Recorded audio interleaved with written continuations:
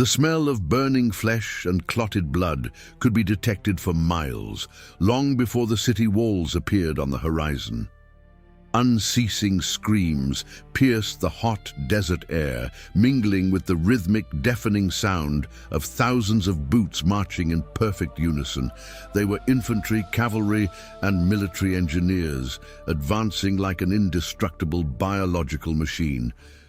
Most believe that ancient warfare was a disorganized chaos of clashing swords and shields, devoid of strategy. The truth is quite the opposite.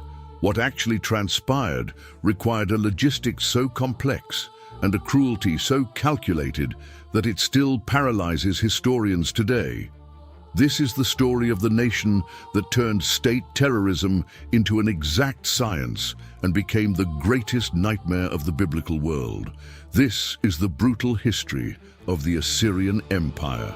You grew up hearing about pharaohs, Babylonians, and Romans, but none of those peoples came close to the level of expertise in horror that the Assyrians achieved.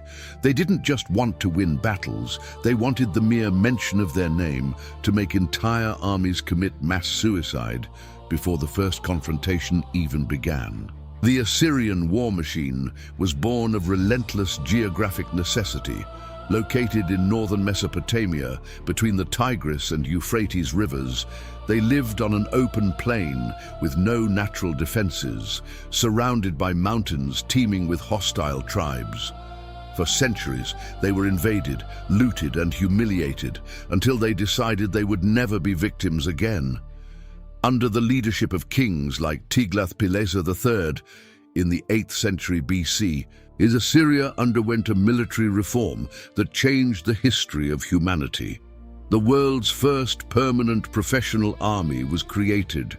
They no longer relied on peasants who needed to return home for the harvest. Assyrian soldiers fought year-round.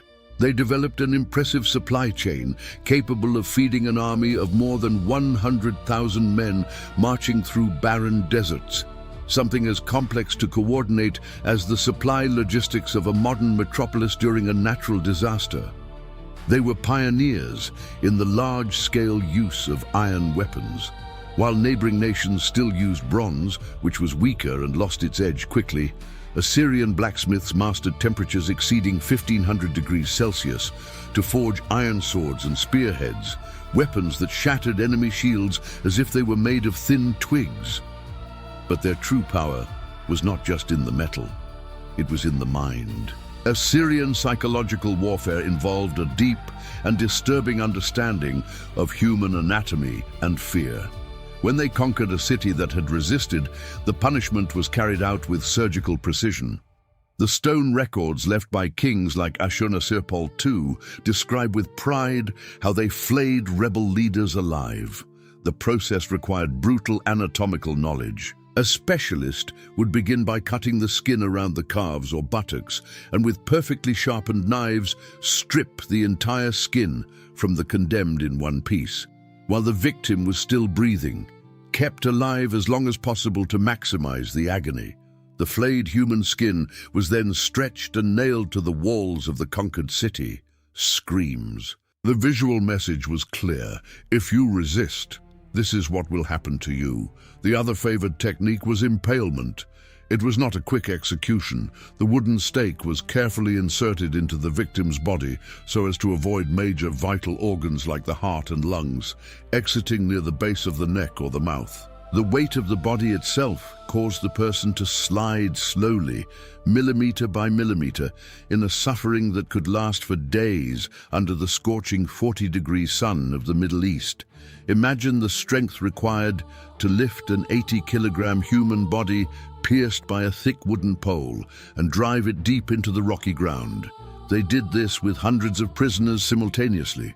The perimeter of defeated cities looked like a macabre forest of agonizing human flesh, a spectacle so dantesque it would surpass any horror film ever produced.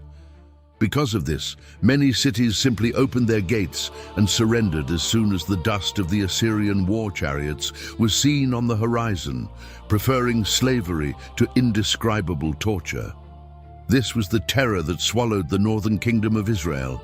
The sacred text reports in 2 Kings chapter 17, verses 5 through 6, that the king of Assyria invaded the entire country and marched against Samaria, besieging the city for 3 years. 3 long years. 36 months of famine, disease, and extreme despair within blocked walls.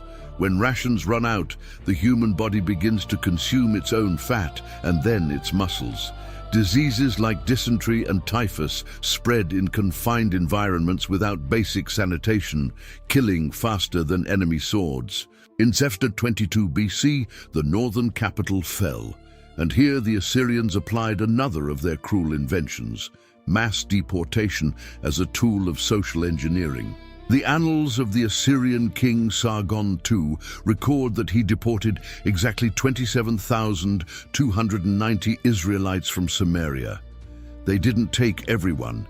They took the elite, the nobles, the priests, the military, the craftsmen, and the merchants. The goal was to rip out the brain and the backbone of the rebellious nation.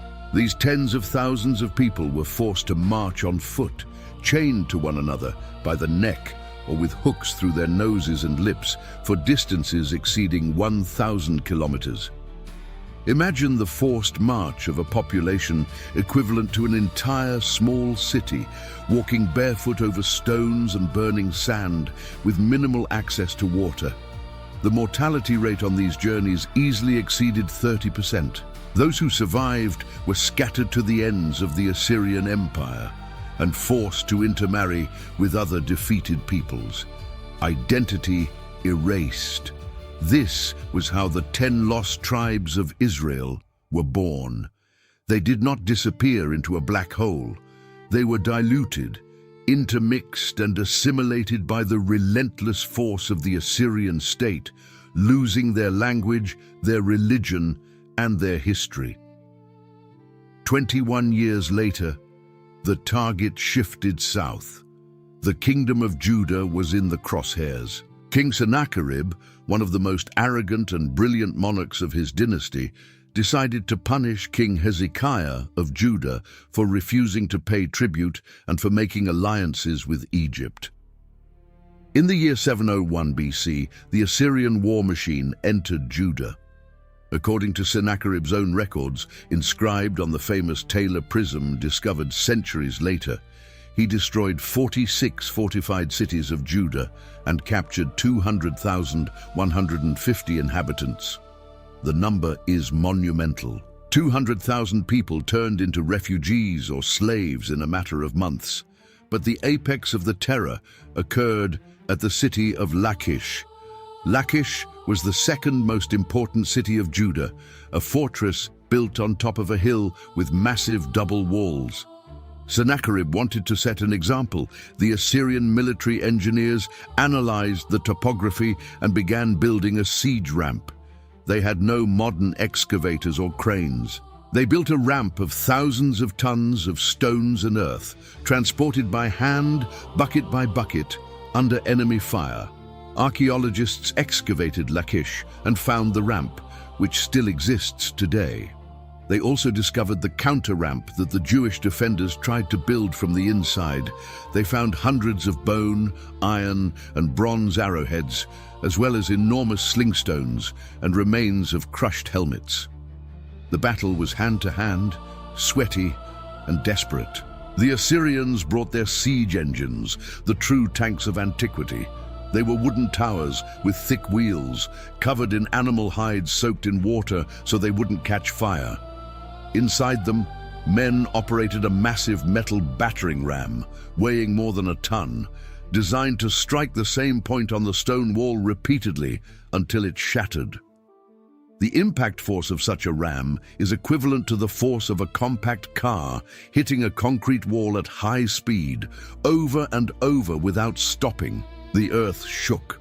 The defenders of Lachish threw flaming torches to set the machines on fire, and the Assyrians responded with rains of arrows shot from composite bows capable of piercing leather armor from over 100 meters away. Lachish fell. On the reliefs of Sennacherib's palace in Nineveh, carved in alabaster stone, covering entire walls of huge rooms, The king ordered the looting of Lachish to be drawn in excruciating detail. You can see Jewish families with their wagons weeping as they are deported. You can see naked Jewish officials stretched on the ground and being flayed alive. You can see prisoners with their heads severed. And reigning absolute over the chaos, King Sennacherib seated on his ivory throne, observing the massacre of Lachish with a diabolical satisfaction. After Lachish, only one target remained: Jerusalem. The strategy for Jerusalem was different. The Assyrians knew that taking the capital, surrounded by steep valleys, would be costly. They bet everything on psychological warfare. 2 Kings chapter 18 describes one of the most terrifying and brilliant speeches in military history. The Assyrian commander-in-chief, called the Rabshakeh, approached the walls of Jerusalem, where Hezekiah's guards watched him in terror. And he did not speak in the language of the Assyrians. He did not use interpreters. He spoke fluently and loudly in Hebrew. Linguistic terror. The goal was not to speak to the leaders, but to drive the population listening from the walls insane. The Rabshakeh used arguments that would make any modern hostage negotiator give a standing ovation. He demoralized Egypt, to whom Judah had appealed for help, calling the pharaoh a splintered reed staff that pierces the hand of anyone who leans on it. He attacked Hezekiah's internal policy, and in a masterstroke of theology, the pagan general claimed that it was the God of Israel himself who had ordered the destruction of the city. He told the people on the walls that if they did not surrender, they would eat their own excrement and drink their own urine during the siege, a biological and eschatological prophecy of a prolonged siege, where the lack of clean water turns human waste into the only moisture available before death by renal failure and sepsis. Inside the city, King Hezekiah took extreme measures. He knew that siege warfare comes down to the mathematics of water and food. Whoever gets thirsty first dies. In one of the greatest feats of engineering of the ancient world, which still impresses geologists and architects today, Hezekiah ordered the construction of an underground tunnel to divert the waters of the Gihon spring outside the walls to the pool of Siloam inside the city. Excavating solid limestone with bronze and iron picks is no job for amateurs. The tunnel measures exactly 533 meters in length and was carved in a zigzag by two teams of workers who started from opposite sides and met perfectly in the middle underground, guided only by the sound of the picks. A calculation error of half a degree, and they would have passed right by each other in absolute darkness. This underground aqueduct sealed Jerusalem's water survival. The final confrontation was set. The Assyrian army set up camp around Jerusalem, the greatest military force in the world, undefeated, brutal, and thirsty for another display of impaled bodies, was ready to crush the last spark of Jewish resistance. The prophet Isaiah went to Hezekiah and delivered a message that sounded like a delusion. He said that Sennacherib would not shoot a single arrow into the city, would not build a ramp, and would not enter it. The impossibility. The outcome reported in the Bible is one of the most sudden and astounding events in Scripture. 2 Kings chapter 19 verse 35 states that very night the angel of the Lord went out and killed 185,000 men in the Assyrian camp, 185,000 dead in one night. To understand the scale of this, put the dead in perspective.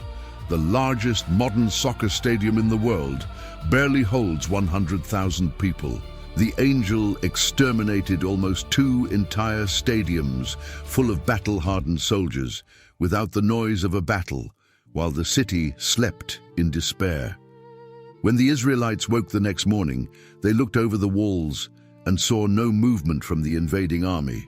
They saw an ocean of corpses stretched out in the valley in total silence, no blood spilled by Jewish swords, no spear wounds. Historians and epidemiologists try to rationalize the biblical text by suggesting a lightning outbreak of bubonic plague or cholera.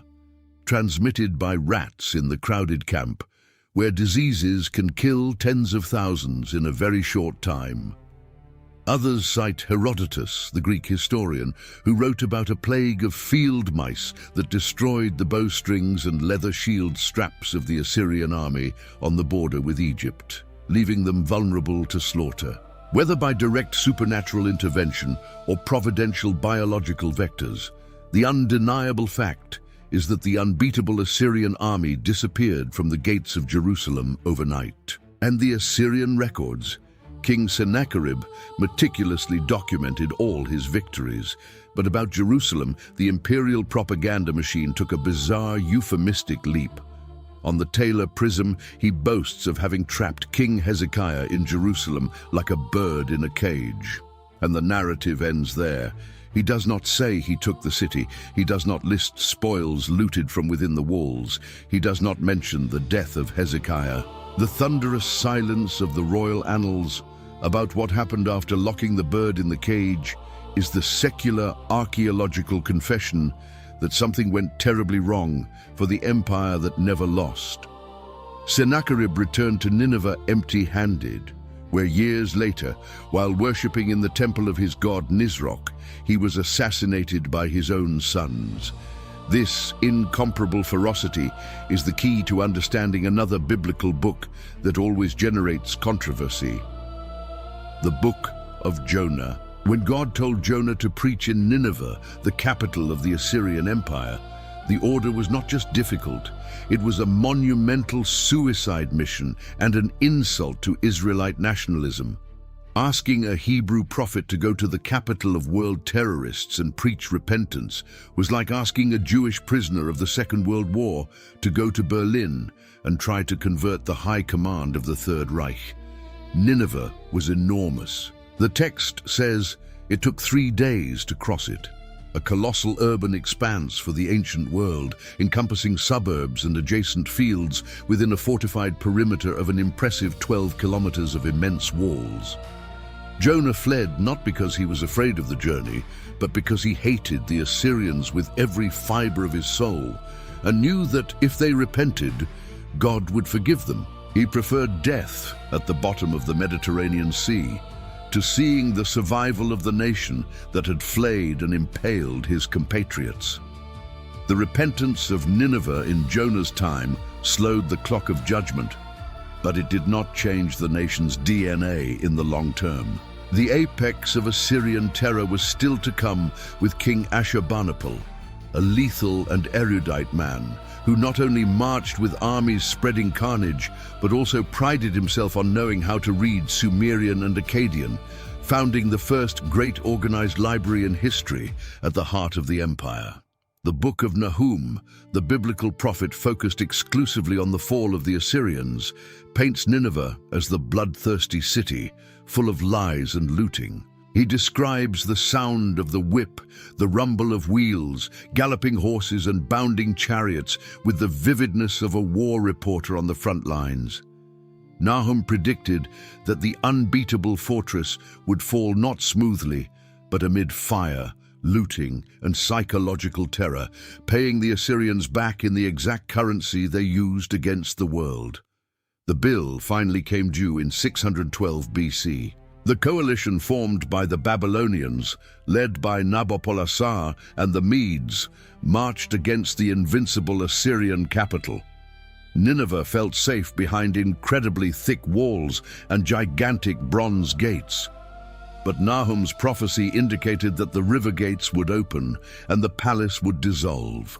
Babylonian historical records reveal an ingenious and fatal detail. An unprecedented flood of the Tigris River weakened or breached part of the city's formidable mud-brick defenses. The Babylonians took advantage of the gap left by the waters and invaded. The massacre. The city that had flayed so many others was consumed by a fire so voracious and violent that it reduced entire bricks to dust. The fire burned for days. The people of Nineveh were slaughtered in the streets, enslaved, and the rich precious stones looted. The once indestructible empire collapsed, wiping the Assyrians off the geopolitical map so completely that centuries later, Greek armies would march over mounds of earth in Mesopotamia without even imagining that beneath their boots were the ruins of the city that ruled the entire world. No other power in ancient history had such an absolute and definitive fall. And here lies the great irony of Assyrian history. That which they tried to preserve eternally through the sword and physical terror was destroyed and consumed by time. The military glory crumbled. The monuments that boasted of their barbarities were buried under the hot sand for millennia, only being rescued by archaeological excavations in the 19th and 20th centuries. However, the cataclysmic fire that the Babylonians lit in the royal palace to destroy everything had a side effect they never foresaw. The fire baked the thousands of raw clay tablets from King Ashurbanipal's library, turning them into hardened ceramic. While empires passed and fell, the accumulated writings and knowledge were petrified and preserved underground. Human terror and relentless cruelty passed, but the archaeology of their minds was immortalized in stone and baked clay, reminding modern humanity of the arrogance of that empire. Physical horror dies, vanity collapses into ashes scattered by the wind, but the traces and scars of human history remain imprinted even in the charred rubble.